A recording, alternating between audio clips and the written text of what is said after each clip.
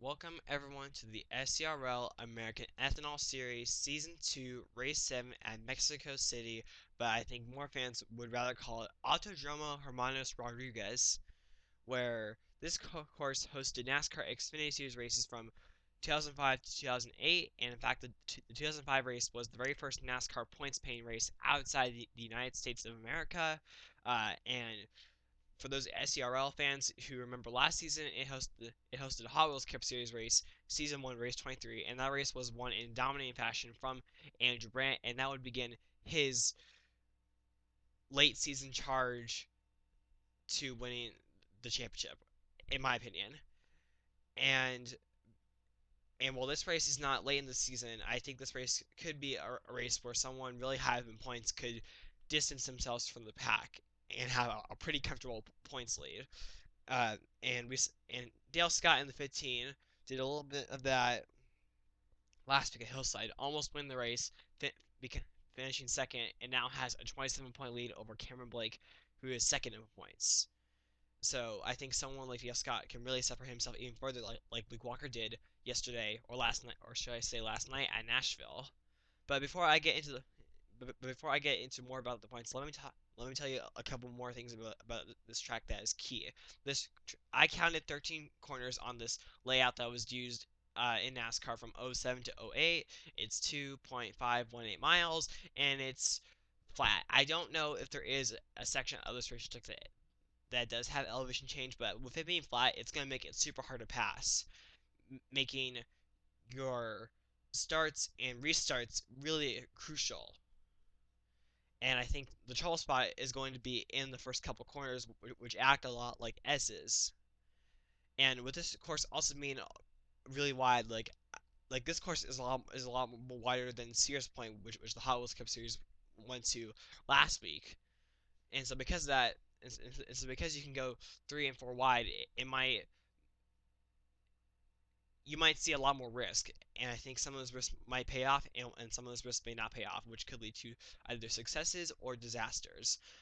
But now, but now, as I show you the starting lineup, um, I also now I want to talk about the points. So our top 10 points are Dale Scott, Cameron Blake, Kendall Minor, Matt Hotchkiss, Jonas Maps Jr., the 13 of Dean Orton, Biff Crafton, last week's winner, Justin Talampus, Ben Goldberg, and Andrew Gorman. And speaking of Andrew Gorman, he is the pole center, and this is his second pole in the past 3 weeks. He got the pole at Memphis, and that really paid off. He went on to win that race in dominating fashion.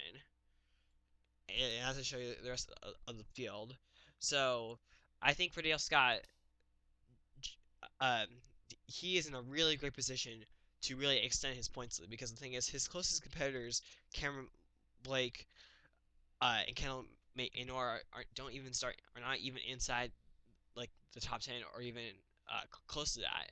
So this could be a great day for him if he can stay out of trouble. But I think that's pretty much all I really have to say. So now let's get these cars rolling off.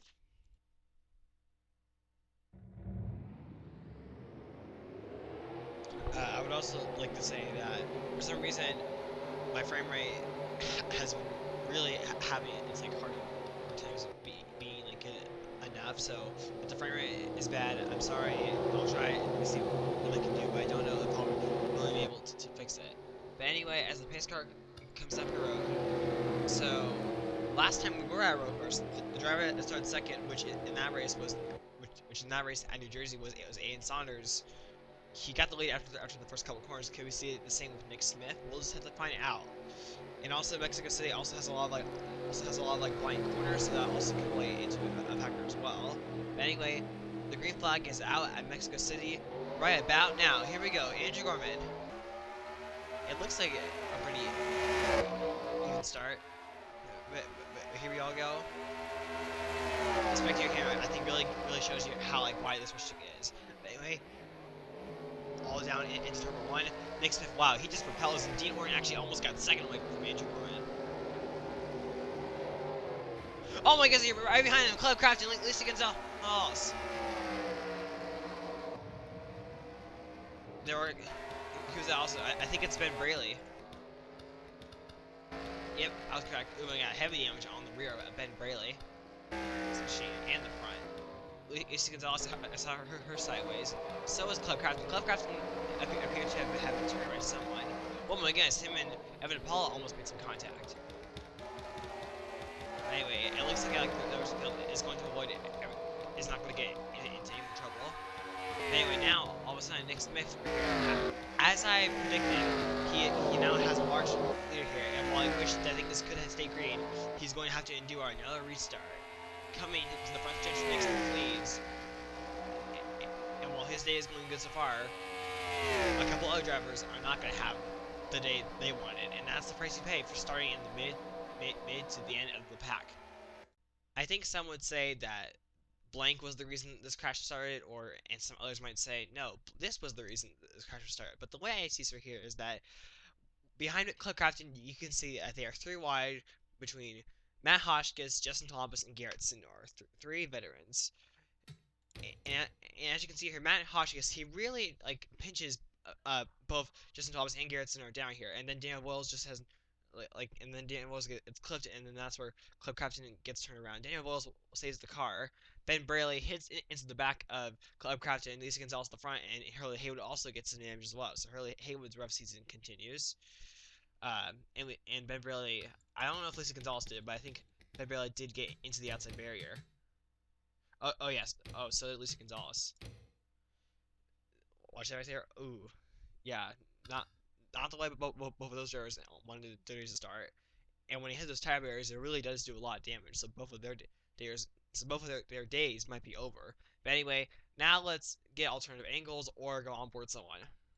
From Hurley Haywood's perspective, you can just see how tightly packed almost the entire field was entering through these corners. There was no questioning if a crash was going to happen. A crash was going to happen. You've seen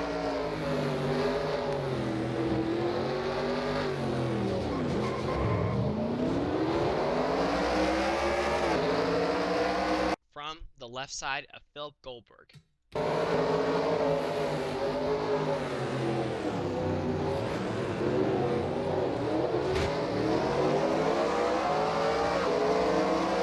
Turns out there won't be any DNF, so all 42 drivers will still be on the racetrack. And when I was looking at some of the test races, it seemed like that after a lap 1 caution, they either stayed green, the race either remained green, or there were a couple more cautions. So this restart should be interesting to see how these drivers are just going to push it. But as the pace car goes down the road, Nick Smith got the lead away from Andrew Gorman. And can he do what Aiden Saunders did at New Jersey? We'll just have to find out. But if you remember, at New Jersey, Aiden Saunders didn't just take it away after the restart. He was challenged on both restarts by Kendall Baynor. And anyway, the green flag is now back out at Mexico. And as you can see, they're already starting to fan out once again. I see Pink, he's over there trying to go to the inside. Here comes Dean Orton in the 13 now trying to go to the inside of Andrew Gorman. But this inside should prevail for these corners. As you can see here, and as you can see through the S's, the drivers actually get a little swirly. But anyway, now as they go down through this point, which I think is, I don't know if it is called the carousel, but I think you could say that it is a carousel-like corner. Now they go through the second set of S's. I think that the majority of more crashes are going to happen in the first 3 corners, turns 1, 2, and 3. But I think if there's any other area that crashes could happen, you know, I think this area could. I think we could see that in this area. But anyway, now all of a sudden, we're here as they go by the baseball stadium, which is what you see on the right. And now back onto the front stretch. It looks like we are going to get a full lap under the green flag. So Nick's over here, who is a driver that I feel like in the recent weeks we talked about a little bit, but for the most part, when it comes to like good performances, we haven't really talked about Nick in that kind of way. It's just been a very like struggling season for him. But But so far, a lot of our winners, but so far, a lot of our winners so far this season were drivers that heading into the race that they would eventually win had struggled this season. You could say that about Andrew Gorman. You could say that about Justin Delampus. You could say that about Dave Crafton. Uh, you know, So maybe Nick Smith, if he wins today, could fall under that trend. And things are definitely going his way right now. Behind him is Andrew Gorman, the Memphis winner. Even if he does not win, this is just going to be a very good day for him. He needs these kind of days if he's going to be a championship contender. He comes into this race 35 points out of the points leader Dale Scott, who is back here at 4th place. The way things are turning right now, Dale Scott would absolutely extend his points lead. And Saunders, the New Jersey winner, fifth track. Johnny Mills in the 7. I think I said this early in the season, but Johnny Mills was one of those drivers that I honestly thought would actually perform a lot better. He's had a very great Hot Wheels Cup Series start to the season so far, but so far it hasn't quite come to the American Ethanol Series yet. Right behind him is Alan Gray in the 26. I feel like Nick Smith, this is a driver that we have talked about a little bit, but not really for good performances. Randy O'Neill in the 42 had the good run in Seattle, but hasn't had, I would say, too much magic ever since then. I think he was inside the top 10 points after Seattle, but then after that he started falling off. Ryan Casey in 51. This was a driver that, like Nick Smith, like Johnny Mills, I thought would have a much better start this season than what he's had so far. And it looks like in his case, because there is no chase, there's not really much of a second chance. So he might as well just start getting the best finishes that he can, unless he really thinks that in the next couple weeks or several weeks he can really pull together some very strong finishes. Right behind him is Jacob Braden in the 29. This is a driver that has had his fair share of both good and bad finishes. I think he's had some top 5s and top 10s, but weeks like last week at Hillside, where he went end over end, has left him 13th in the point standings. Right behind him is Austin Kennedy. If this race were to end right now, Austin Kennedy would get his best career finish. And this is a driver that has just been struggling in a car that last season Austin Nogaro performed very strongly in. But it looks like Austin Kennedy is going to have a good day. Torren Dieter in the 44. This driver is not even inside the top 25 points, and is actually going to be overtaken here by a Trucks in the 24. This driver, I think, is actually last in points, but second to last in points. And like Austin Kennedy, if this race were to end now, this would definitely be a good day for him. Jonas Mathis Jr. in the 97. He's just got to try to gain as many positions as he can. He's not running terrible. He is 5th in points, and I think he was the points leader entering in one of the recent weekends. It might have been Seattle or Memphis or something like that. Charles Belling in the 87. Charles Belling, I think across the board, has just not been having that great of a season in the SERL season 2 overall. Right behind him, Riley Smith, who was the points leader entering Seattle, but since then has just kind of been going on a downward trajectory. He's still 12 points, so there is still plenty of time. But it's like for a rookie, it started so good early.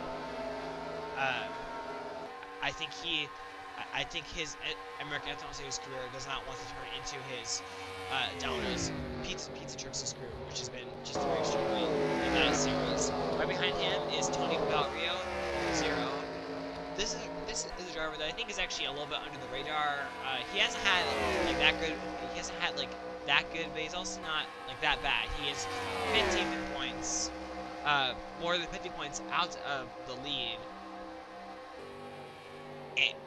And I think that if he can finish this or better, he will definitely advance into the points. Right behind him is Blaine Keys in the 88. This is a driver that actually, last week at Hillside, I think he finished pretty high up in the finishing order, getting himself inside the top 25 points, but he also had an incredible record points, dodging the the Club 60 car just Columbus, Ben Goldberg in 3. This driver comes into this race 9th in points, so it doesn't look like that he might actually lose ground in points after today. Jim Kelly in the 39. This is a driver that has just been struggling in this series and the Domino's Pizza Truck, not the Domino's Pizza Truck series. This is a driver that has been struggling in this series and in the Hot Wheels Cup series, which has kind of surprised me. And I don't really know what exactly the issue is. Last winner, right behind him, Bill Crafton in the Assistant 2.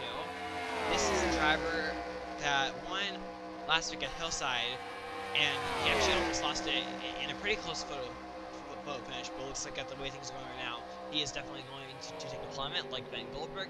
Right behind him, Kendall Maynor in the 70 had a really good run at New Jersey, I think finishing 2nd and 3rd, but so far it just hasn't come together. O'Neill Balvin in the 85, a driver that actually I think maybe so far this season should actually be getting a lot more attention, because he actually comes in just making 11 points, and that's not bad at all.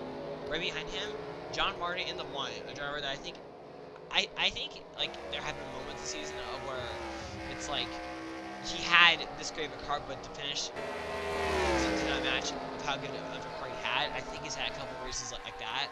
Brona Ketchuk in the 8, a driver that really has not made almost any noise this season, just stuck in the back of the pack, struggling to get a grip of this series. Hayden Keys in the 20. He has had his good runs. Like he had a good run at Atlanta, but then got involved in the Lakers crash, and then almost won at Memphis, but then lost it in the Palm restart. Garrett Sinner in 43 has had his fair share of good and bad finishes, and it doesn't look like this finish is. It looks like this finish is going to pile under bad. Justin Columbus, the Seattle winner, he's going to take a plummet. Right behind Justin Columbus is the 60 and Matt Hotchkiss. This is a driver that comes into speaking 4 points, so he's definitely going to take a plummet. Right behind him, Evan DePaula, a driver that has not made too much noise either. Convery in the 4, also been a little bit struggling. Cameron Gollington, 25 with another struggling driver. Daniel Wells in the 33. Has had, I think, his fair share of both good and bad finishes, but it doesn't look like this finish is going to pile under bad. And while I would like to go through the rest of the field, it looks like that we're actually just one lap away.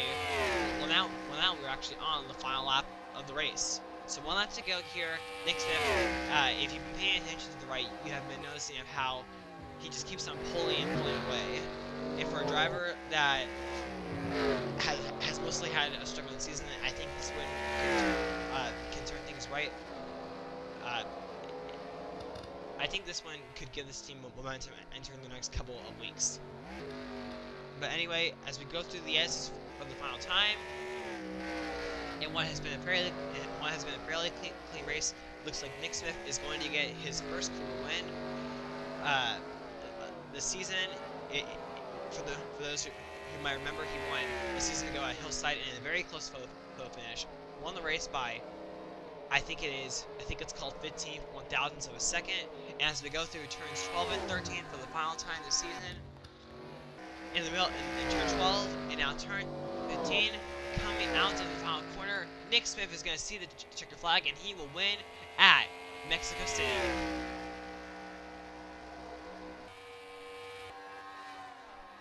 Anyway, as the rest of the field crosses the start-finish line, so I feel like it was a fairly clean race, which honestly actually surprised me, because there were a couple of test races that had just cautions, like, but these drivers decided to act clean after all those test races.